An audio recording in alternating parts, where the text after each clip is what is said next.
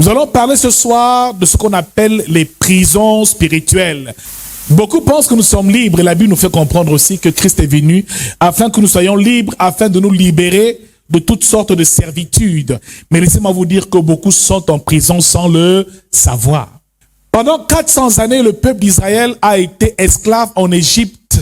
L'Égypte ici représente le pays de la servitude, un lieu où ils souffraient atrocement de travaux durs et d'oppression.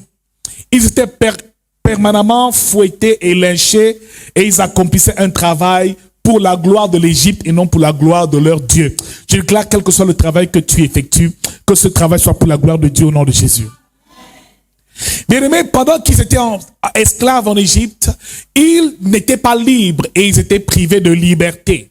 Au point où lorsque Dieu envoya Moïse libérer son peuple, la Bible nous fait comprendre que Pharaon s'est farouchement opposé à leur libération. Ils n'étaient pas libres d'accomplir ce qu'ils souhaitaient, ce qu'ils voulaient. Il a dit, laissez aller mon peuple, laisse aller mon peuple au désert afin qu'il aille m'adorer. Bien-aimés dans le Seigneur, certains pensent qu'ils sont libres, pourtant ils ne le sont pas. Les esprits de limitation, des esprits de stagnation, des esprits qui empêchent aux enfants de Dieu d'avancer et d'évoluer existent.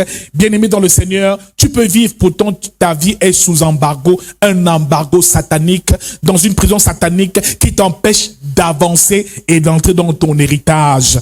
Mon frère, je déclare que toute prison satanique est détruite dans ta vie au nom de Jésus. Bien-aimé, ils n'étaient pas libres.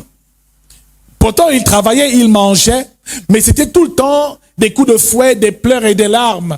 Jusqu'au jour où ils ont crié à Dieu. Ils ont demandé à Dieu de les libérer et Dieu leur a envoyé un libérateur. Mon frère, ma sœur, tant que tu ne réalises pas que tu es en prison, tu ne sortiras jamais de la prison. Tant que tu ne cries pas à Dieu, pendant le temps où tu es esclave, où tu subis une certaine servitude, un asservissement par rapport à une situation spécifique de ta vie, tant que tu ne cries pas à Dieu, malheureusement, tu ne sortiras pas de cette prison. Nous allons voir en ce jour l'esprit de l'imitation, mais comprendre ce qu'on appelle le mystère des prisons spirituelles. Actes chapitre 12, du verset 5 au verset 10. Pierre donc était gardé dans la prison. Et l'Église ne cessait d'adresser pour lui des prières à Dieu. La nuit qui précéda le jour où Hérode allait le faire comparaître, Pierre, lié de 2 chaînes, dormait entre 2 soldats. Et les sentinelles devant la porte gardaient la prison. Et voici, un ange du Seigneur survint, et la lumière brilla dans la prison. L'ange réveilla Pierre en le frappant au côté et en disant, « Lève-toi promptement. » Les chaînes tombèrent de ses mains. Et l'ange lui dit, « Mets ta ceinture et tes sandales. » Et il fit ainsi. L'ange lui dit encore, « Enveloppe-toi dans ton manteau et suis-moi. » Pierre était emprisonné et le roi Hérode, après avoir tué Jacques, la Bible nous fait comprendre ici qu'il a mis à mort Jacques. Il a par la suite saisi Pierre et l'a mis en prison. Mon frère, Pierre est celui sur qui Jésus comptait le plus. Car il a dit, tu es Pierre, sur cette pierre je bâtirai mon église. Et laissez-moi vous dire une chose, c'est que tout au long de son ministère, Pierre accomplissait les mêmes choses que Jésus. Il guérissait les malades. Il ressuscitait les morts. Il redonnait la vue aux aveugles. Les paralytiques marchaient. Pierre était rempli de la puissance de Dieu. Mais un jour, Hérode l'a saisi et l'a jeté en prison. Donc, tu peux être enfant de Dieu et aller en prison. Dis-le à quelqu'un. Tu peux même lire ta Bible tous les jours, marcher avec ta Bible sous les selles, tous les jours venir à l'église, chanter à la chorale, être dans le groupe d'intercession, mais être en prison. Pierre était un disciple des plus intimes de Jésus, mais il s'est retrouvé en prison. La plupart ont fait la prison. Paul a été en prison. Tous les autres disciples ont été en prison, parfois feuilletés et lapidés. Étienne est mort en martyr. Et la Bible nous fait comprendre qu'ils ont subi beaucoup de sévices. Bien-aimés, il y a plusieurs types de prisons. La prison physique, celle où les détenus sont incarcérés ou ceux qui ont été condamnés à une peine purgent leur peine. Mais aussi, il y a ce qu'on appelle les prisons spirituelles. Ce qui veut dire des prisons où nos esprits sont embrigadés pour nous amener à une certaine servitude et une privation de liberté. Une personne qui est en prison et qui est emprisonnée sur le plan spirituel est une personne qui n'est pas libre. Le but des démons, des entités sataniques du diable, c'est d'embrigader tout cela qui servent Dieu. Jésus est venu libérer les captifs. Il dit l'Esprit du Seigneur est sur moi parce qu'il m'a oint pour annoncer une bonne nouvelle aux pauvres. Bien-aimés, pour proclamer aux captifs la délivrance. Certains sont captifs de beaucoup de choses et le diable sait fabriquer des prisons et embrigader les gens. Comment fait-il pour fabriquer des prisons? Comment fait-il pour mettre certaines personnes en cage qui chaque jour vivent des situations similaires qui ne font que se reproduire? Mon frère, ma sœur, si tu es dans une prison, je déclare que le Seigneur te délivre ce soir au nom de Jésus. Il y a donc des prisons positives et des prisons négatives aussi. Les prisons positives sont des prisons, on va dire même divines. Le mariage en est une. Alléluia. Je bénis ceux qui sont mariés, c'est une bonne prison. Alléluia. Lorsqu'on est en alliance avec Dieu, nous sommes aussi dans une sorte de prison dont l'apôtre Paul était un prisonnier du Seigneur, ce qui veut dire qu'il était condamné à servir Dieu. Alléluia. C'est aussi une forme de prison. Mais il y a aussi des prisons négatives, démoniaques, mon frère. La prison du péché en est une. Les dettes des personnes qui sont permanemment endettées se trouvent dans des prisons. Bien-aimés dans le Seigneur, des bonnes prisons comme l'amitié. David et Jonathan étaient amis. C'était une forme de prison, une forme d'alliance. L'alliance est une prison. Il y a donc des bonnes alliances et des mauvaises alliances. Mon frère, il y a des paroles négatives qui deviennent tout de suite des prisons dans ta vie si tu ne le savais pas. Il y a des alliances contractées même par tes parents qui peuvent devenir des prisons pour ta vie sans même que tu ne le saches. Il y a des personnes qui par des pratiques et des rites ont pour habitude d'emprisonner et de lier les gens dans le monde des ténèbres. Certains, leur travail a été enchaîné et lié. Certains, leur destinée est enchaînée et liée. Certains, leur réussite est embrigadée. Certains sont dans des cages et ils ne vont pas plus loin. Mon frère, nous parlons ici de la limitation.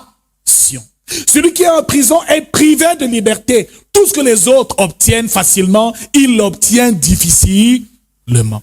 Et il souffre beaucoup plus que les autres pour avoir un peu de résultat, un tout petit résultat pour beaucoup trop d'efforts. Celui qui est donc en prison est donc embrigadé, ce qui veut dire qu'il est privé de liberté. Il ne peut pas évoluer. Celui donc qui pendant des années et des années est à la même position, n'évolue pas, n'avance pas dans un domaine de sa vie, se trouve dans une prison.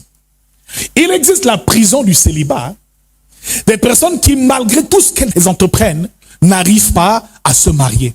Des sœurs, on les rencontre, elles sont belles, elles sont intelligentes, elles sont éloquentes, mais malheureusement, aucun homme ne daigne les épouser.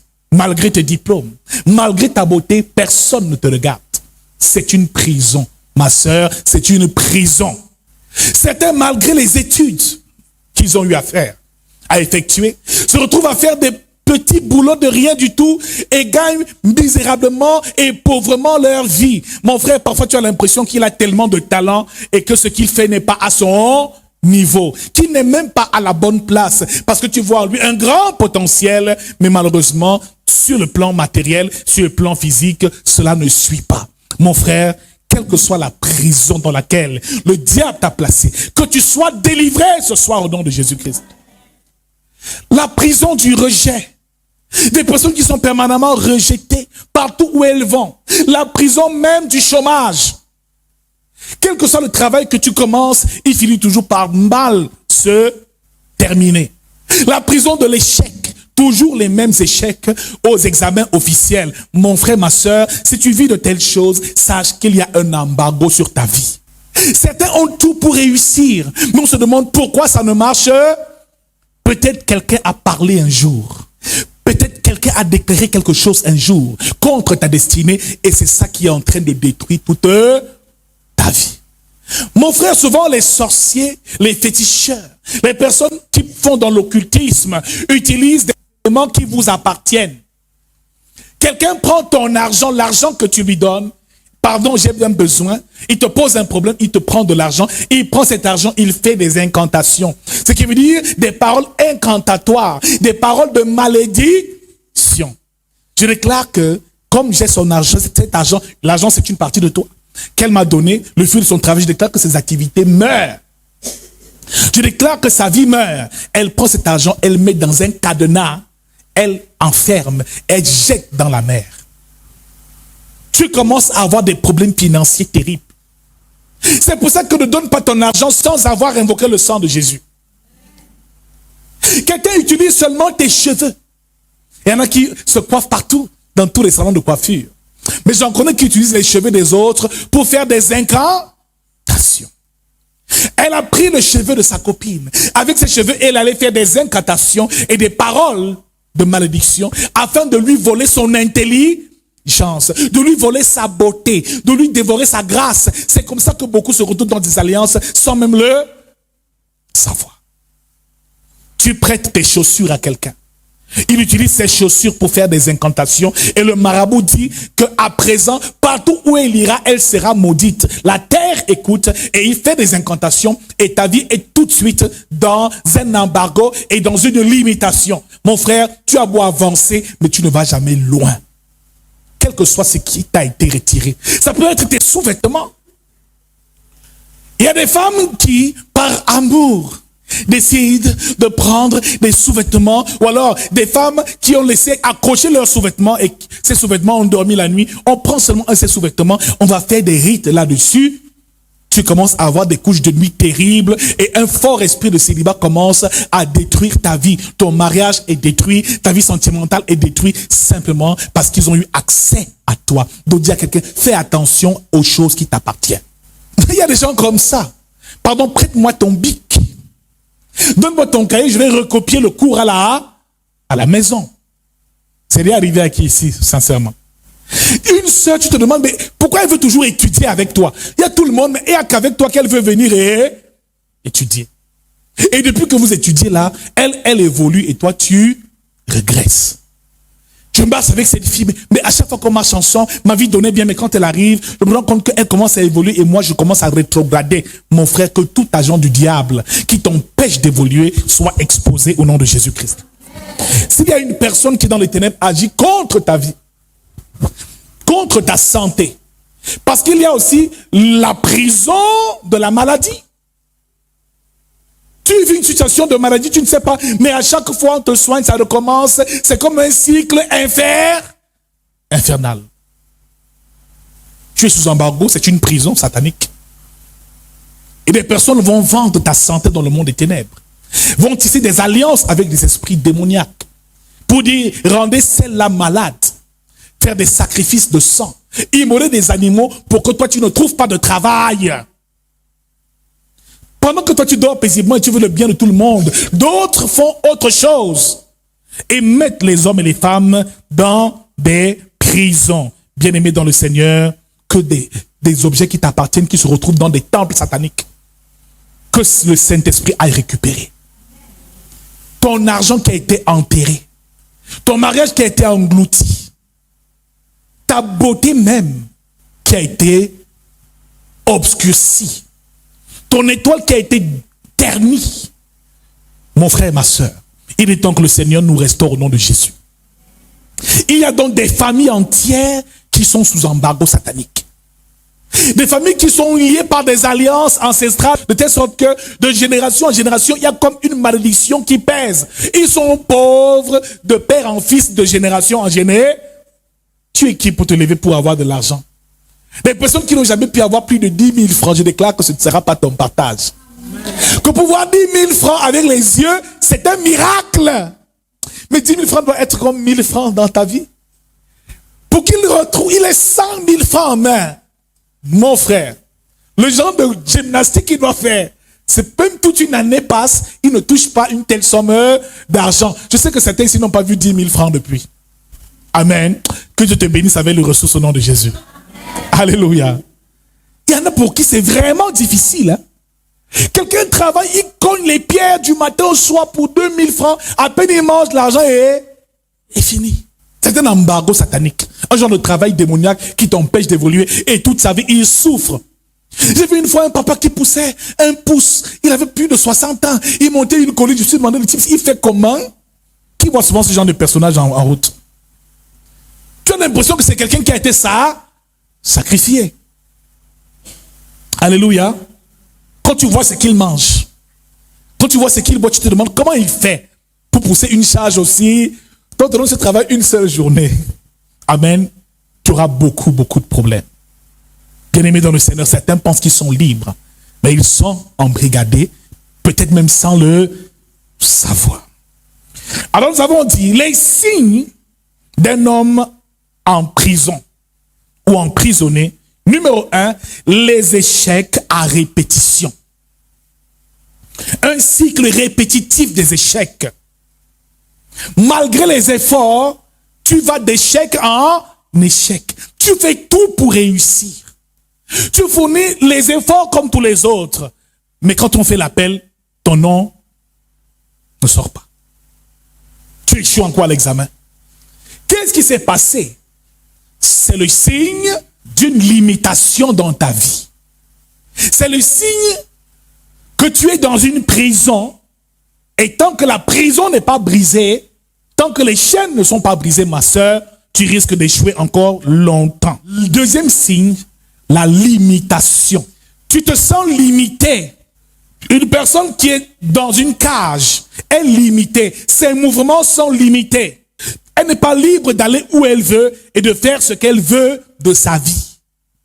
Elle a des désirs, mais qu'elle ne peut pas combler, ni même assouvir. Tu veux voyager, mais tu n'as pas assez d'argent. Tu veux ouvrir un business, mais tu n'as pas assez de ressources. Tu as une bonne idée novatrice pour bâtir une entreprise, mais tu n'as pas de personnes qui peuvent t'encadrer et te soutenir.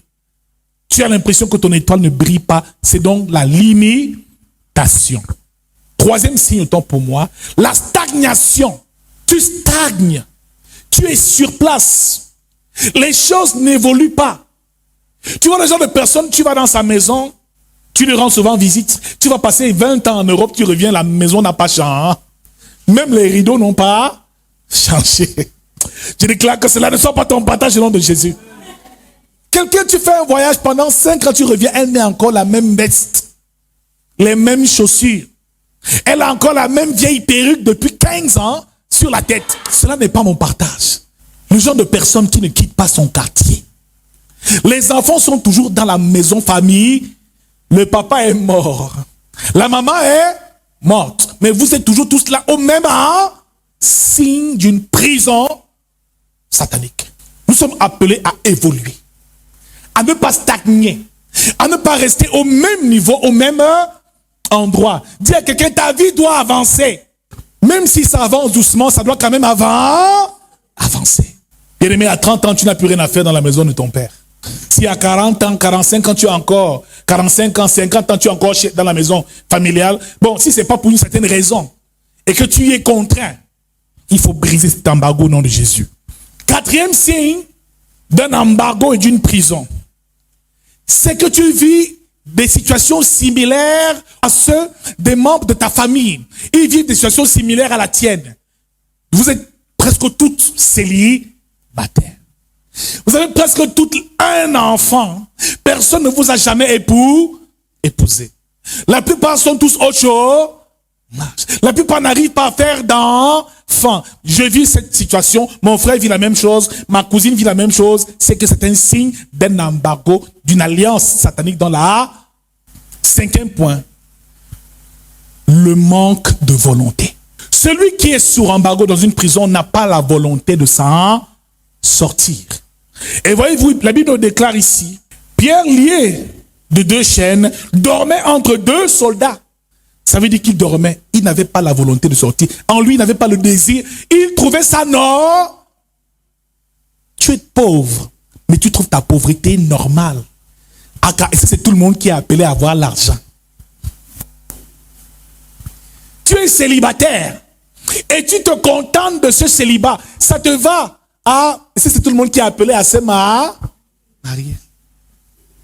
Tu as déjà fait 10 ans à la même classe. Et c'est tout le monde qui est appelé à voir les grands dire, dis avec moi, frère. Ce genre de mentalité-là. Il y en a qui ont ce genre de mentalité. Même si je ne suis pas belle. Et c'est tout le monde qui est obligé d'être belle. Tu ne construis pas de maison. Mais c'est obligé d'avoir une maison. Ah, je suis en location, ça me suffit. Tu n'as pas la volonté de t'en sortir. Tu es couché à même le sol, mais pour te lever, c'est con. Tu ne réalises même pas que le temps passe. Tu ne réalises même pas qu'il faut que tu réalises, tu accomplisses ta vie. Ça ne te gêne même pas d'être dans cette situation-là. Tu es à l'aise. Le matin, quand maman elle veut l'argent de beignets, des beignets. Un papa, je veux l'argent des beignets tous les jours. Et avec moi, révolte-toi ce soir. Je me révolte contre ma situation.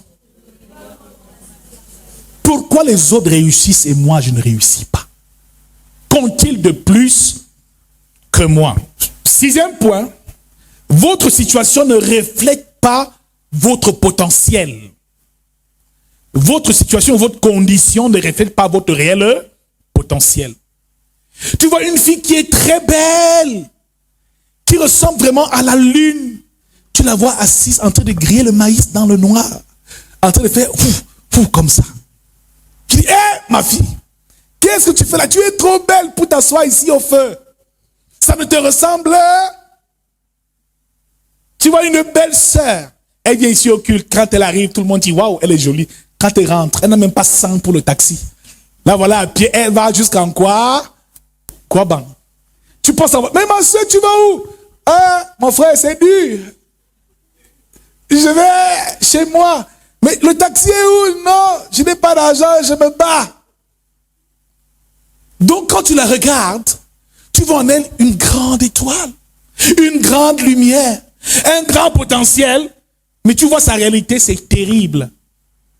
C'est le signe d'une prison satanique. Est-ce que le Seigneur parle à quelqu'un ce soir? On te voit, mais dis donc, ma sœur, tu es comme si tu as beaucoup d'argent, tu brilles trop, donne-moi un peu. Tu dis, mon frère, je suis galère, c'est fort. Quand ta situation et ta condition ne reflètent pas ton réel potentiel. Tu vois un frère qui prend la parole à l'église. Il parle avec éloquence, il parle un français très soutenu. Quand il termine, frère, donne-moi même 100 frères, il va rentrer. Est-ce que le Seigneur parle à quelqu'un ce soir? Il est expert en bip. Donc ces bips sont spirituels. Quand il te bip, c'est spirituel, tu ne peux pas le couper.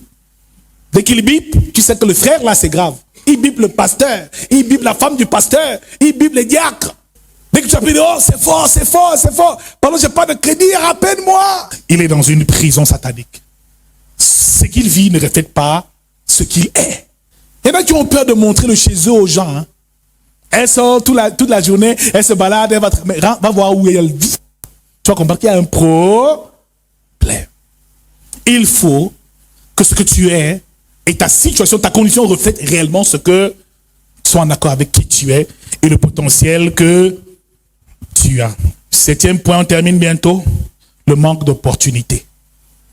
Quelqu'un qui n'a pas d'opportunité. Bien aimé, on pense à tout le monde sauf à toi. On lance un concours. Ouais, j'avais une place ici pour un concours. J'ai oublié que tu étais dans la maison aussi. Ouais, j'ai appelé l'enfant de ma cousine, de ma copine pour présenter ce concours. Pourtant, on me demandait quelqu'un.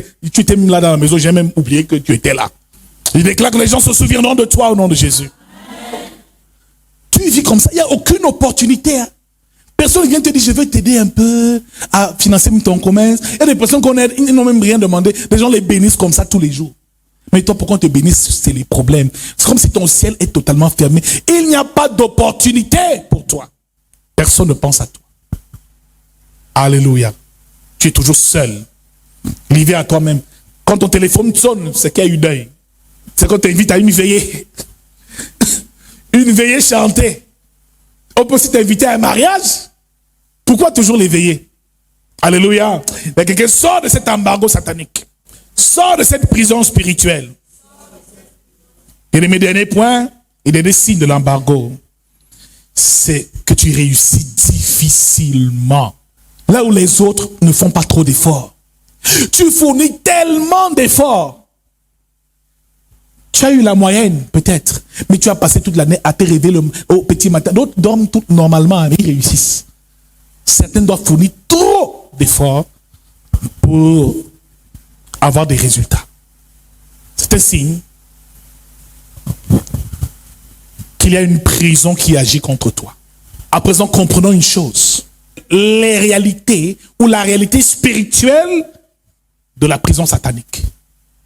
Donc ici, Pierre était en prison. Cette prison dans laquelle Pierre se trouve nous relate exactement les réalités du monde des ténèbres. Cela révèle exactement comment est-ce que certains d'entre nous, ou certains chrétiens, ou certains hommes sont en prison dans le spirituel. Pierre a été saisi et a été mis en prison. Et la première réalité que tu dois noter, pour une personne qui est emprisonnée dans le spirituel, le cas pratique de Pierre, numéro 1, le sommeil. Il dormait. Il est en prison, mais il dort. Elle est célibataire depuis tant d'années. Les hommes viennent, ils repartent comme si, mais jamais personne n'a concrétisé. Mais elle ne prend pas un temps de prière. Elle ne se révolte pas pour sa destinée, sa propre destinée. Première réalité spirituelle de l'embargo satanique, c'est le sommeil. La Bible déclare que Pierre était endormi. Endormi, ce qui veut dire qu'il ne réalisait même pas ce qui se produisait. Deuxième réalité du spirituel de la prison, c'est qu'il était dans les chaînes. On l'avait enchaîné. Ici, les chaînes représentent ici les alliances contractées contre lui par des membres de sa famille, par des personnes ennemies, des paroles de malédiction dites contre lui. Ici, les chaînes représentent ici ce qui te lie. Pour que tu sois lié, il faut que quelqu'un aille faire un pacte ou une alliance dans le monde des ténèbres. Troisième réalité, il avait des gardes. Donc, tu es en prison et il y a des gardes. 16 soldats qui étaient autour de lui pour le garder. Donc, quand les sorciers envoûtent les gens, les lient dans le monde des ténèbres, ils allouent à ces personnes-là des esprits pour veiller à ce que jamais personne ne t'épouse. Donc lorsque tu viens demander du travail, le recruteur t'interroge. Même au moment de prendre la décision, l'esprit là se rassure et vient dire que cette personne-là, il y a une alliance contre elle. Elle ne doit pas travailler. C'est pour ça qu'avant le mariage, le type te demande ta main. Au moment de venir donner les choses, les problèmes commencent, les tensions commencent, parce qu'il y a toujours un ou des esprits qui ont pour mission de s'assurer que tu restes célibataire, de s'assurer que tu n'aies pas de travail. C'est pour cela que Pierre était gardé. Donc dans le monde spirituel, il est emprisonné, mais il est premièrement lié de chaînes. Deuxièmement, il est gardé, ce qui veut dire qu'il y a des gardiens. Donc il y a des filles qui marchent ici. L'esprit de célibat les suit partout. L'esprit d'échec les suit partout. Donc, quel que soit cet esprit, il faut aussi le chasser. Les chaînes représentent ici les alliances contractées. Maintenant, les gardes représentent les esprits mandatés pour veiller à ce que la situation ne change pas. La Bible nous fait comprendre ici que l'ange du Seigneur est descendu après qu'ils aient prié pour lui, le frapper au côté et lui demander de se lever. D'un seul bond, il s'est levé. Il lui a dit par la suite, remets tes vêtements. Et les chaînes de ses mains se sont brisées. Il lui dit, mets ta ceinture, tes sandales. Et l'ange lui dit encore, enveloppe-toi de ton manteau et suis-moi. Donc dans cette prison, il n'est pas seulement lié, gardé, mais le diable s'est rassuré aussi qu'il n'est plus de vêtements. Il est dénudé. Donc le diable, lorsqu'il te met sous embargo, il t'enlève tout ce que tu peux avoir comme vêtements. Il lui a enlevé son manteau. Et le manteau ici représente sa gloire, représente ici son autorité, représente ici sa royauté. Donc toi qui es un roi avec le Seigneur, il te fait perdre ça. Donc tu as perdu ta valeur. Il a enlevé à Pierre sa ceinture. Donc, dans le monde spirituel, la ceinture ici, revêtir de la ceinture de la vérité. Éphésiens chapitre 6. Donc, celui à qui on a retiré la ceinture est une personne qui ne marche plus dans la vérité, qui est dans le mensonge, qui est dans le péché, qui a perdu sa sainteté. Tu vois une personne qui est sous embargo, n'a plus peur du péché, elle vit n'importe comment, elle a une porte ouverte à beaucoup de choses. Il s'est rassuré aussi de lui enlever ses sous. Dans le monde spirituel, tous ceux qui sont emprisonnés n'ont pas de chaussures aux pieds. Il dit, ayez pour chaussures aux pieds le zèle pour répandre l'évangile de paix. Les chaussures représentent ici ton zèle. Représentent ici le courage que tu as. La hargne que tu as au service de Dieu. La volonté farouche. Donc il te prive de volonté. Des personnes sans souliers, c'est des personnes qui ne peuvent pas évangéliser, qui ne peuvent même plus vraiment prier. Il a détruit toute ta vie de prière. Mais laisse-moi te dire que Jésus-Christ doit te libérer. Laisse-moi te dire que Jésus-Christ doit nous libérer.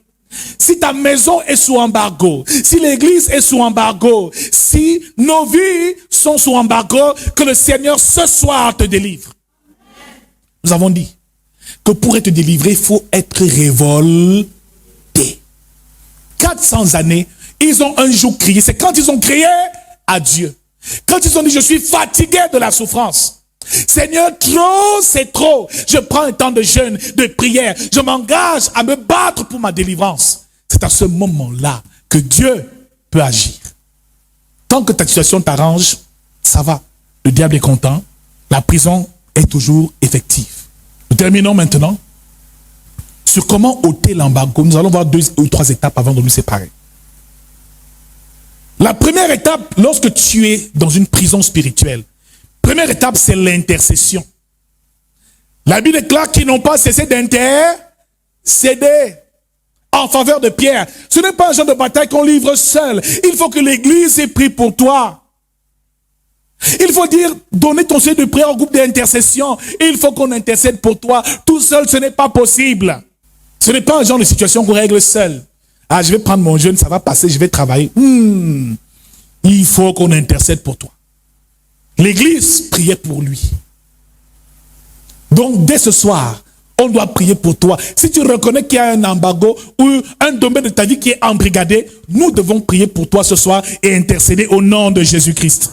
Deuxième étape pour quitter de la prison satanique. Agis comme Paul et Silas ont fait dans Actes chapitre 16, lorsqu'ils ont été emprisonnés. La Bible déclare qu'en prison, ils ont commencé à prier et à louer Dieu. Donc, dans l'embargo, provoque permanemment un temps de louange et de prière. Loue ton Dieu et garde un cœur joyeux. Bien-aimés, ils ont commencé à louer au point où tous les prisonniers écoutaient la louange. Et c'est ainsi qu'à ce moment-là, les portes se sont rompues et la prison s'est ouverte. Ils ont été libérés. Pendant que tu es sous embargo, ne sois pas triste. Loue l'Éternel. Chante ton Dieu. Célèbre-le toujours. Provoque permanemment des moments de louange dans ta vie. Chante quand tu n'as pas d'argent. Chante quand tu n'as pas de travail. Loue ton Dieu, même quand tout va mal, et tu verras que le ciel va s'ouvrir en ta faveur. Une autre étape, crie à Dieu. Crie à Dieu. Cesse de te taire. Révolte-toi pour ta destinée.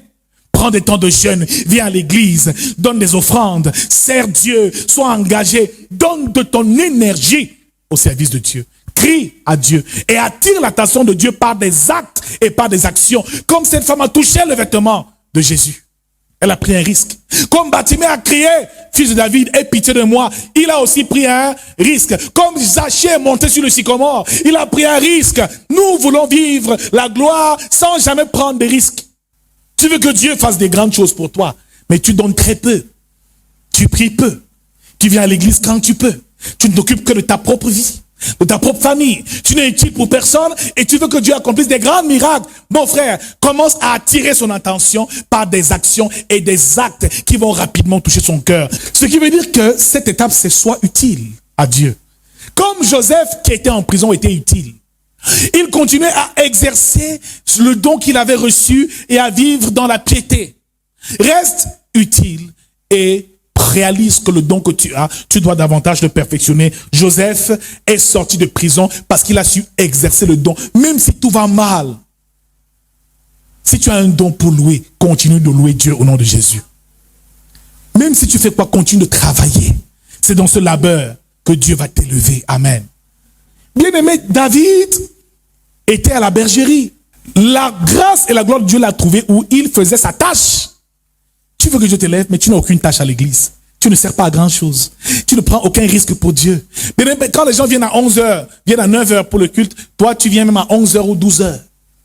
Et tu veux dire, Seigneur, bénis-moi, bénis-moi. Oh, je veux que mon vie change. Mais lève-toi à 6h. Viens balayer l'église. Arrange les chaises. Tu as des choses, des challenges.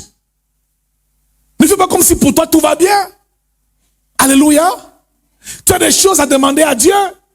On dit l'église à 9h, tu te réveilles à 8h. Oh, il va commencer, mais je vais pas rater quand même l'adoration. Tu t'amuses avec ta propre vie. Ça veut dire que pour toi tout va très bien. C'est cool. Ça va, ça glisse. C'est nickel. Tu as tout ce que tu veux. Alors comporte-toi. Donc si tu veux vivre et avoir ce que tu n'as jamais eu, fais ce que tu n'as jamais fait. Les mêmes causes produisent les mêmes c'est fait. Sois toujours là en retard. Fais l'œuvre de Dieu avec désinvolture. Tu auras le même résultat, ma soeur. N'excelle pas, tu auras le même résultat. Apprends à te lever tôt aux aurores pour la prière. Apprends à jeûner même 2, 3 fois. Si tu jeûnes 1 fois par semaine, jeûne au moins 3 fois, 2 fois, 4 fois par semaine. Si tu ne faisais jamais l'évangélisation, dis je m'engage, allez évangéliser, on va bientôt commencer l'évangélisation le samedi matin ici. Commence, engage-toi à faire des choses extraordinaires et à attirer l'attention de Dieu. Ma soeur, il est important de le faire pour que Dieu se souvienne de toi. On a vu que notre étape était importante. Ils ont prié à l'Éternel et l'ange est des... Je déclare que l'ange descend ce soir. L'ange descend ce soir. Il va frapper ton côté et dire réveille-toi. Parce que tu dors trop. Nous dormons trop. Tout est entre nos mains. Les opportunités sont là, mais on ne veut pas les saisir parce qu'on est endormi. Dis à quelqu'un, réveille-toi. Alléluia. Notre étape, c'est la descente de l'ange. L'ange doit descendre. Alléluia. Quand on intercède bien, Dieu mandate un ange. Il descend, il te réveille, il rétablit toute ta vie. Mon frère, il brise les chaînes. Quand on dit briser les chaînes, ça veut dire briser les alliances qui te liaient et qui te retenaient en captivité. Bien-aimé dans le Seigneur, chasser les gardes veut dire chasser les mauvais esprits qui te retenaient aussi en captivité. Une autre étape aussi, c'est de renverser les portes de fer. Brise cette prison par la parole de Dieu et par la prière. Établis une alliance sûre avec Jésus-Christ et tu seras délivré de toute prison au nom de Jésus. Ce soir, mon frère, ma soeur, remets tes vêtements de gloire. Remets ta ceinture. Commence à marcher dans la sainteté et dans la vérité. Remets ton vêtement, ton manteau. Alléluia. Ton vêtement de gloire. Remets ton manteau. Remets tes chaussures. Ayez pour chaussures au pied le zèle pour répandre l'évangile de paix. Donc, quand on commence l'évangélisation, commence à marcher. Plus tu vas évangéliser, gagner les âmes, plus le Seigneur te libérera de l'embargo. Ce sont les clés pour sortir des prisons spirituelles. Ce soir, est-ce que quelqu'un se reconnaît dans ce que nous avons dit, dans un point de sa vie? Est-ce que tu reconnais qu'il y a quand même un problème d'emprisonnement quelque part? Ça peut être ta santé, ça peut être tes finances, ça peut être tes ressources, ça peut être ton mariage. Est-ce que tu reconnais que quelque part, il y a un embargo sur ta vie? Est-ce que tu es prêt à prendre autorité maintenant? Si quelqu'un ici n'est pas là de cette situation, qu'il dise un beau amen ce soir. Amen. Si quelqu'un ici n'est pas content de sa situation, de la position qu'il occupe, qu'il dise un amen comme le tonnerre ce soir. Amen.